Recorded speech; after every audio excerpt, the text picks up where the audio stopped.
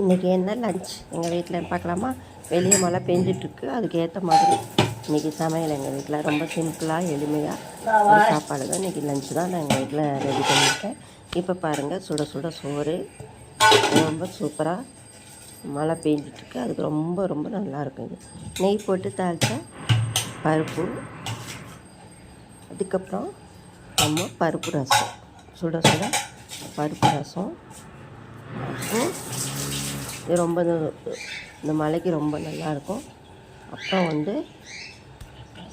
உருளைக்கிழங்கு, பச்சை பட்டாணி, ஊற வச்ச பச்சை பட்டாணி போட்டு செஞ்ச கூட்டு, அதுக்கப்புறம் வாழைக்காய் வறுவல். இதுதாங்க இன்றைக்கி எங்கள் வீட்டில் சாப்பாடு. ஓகே,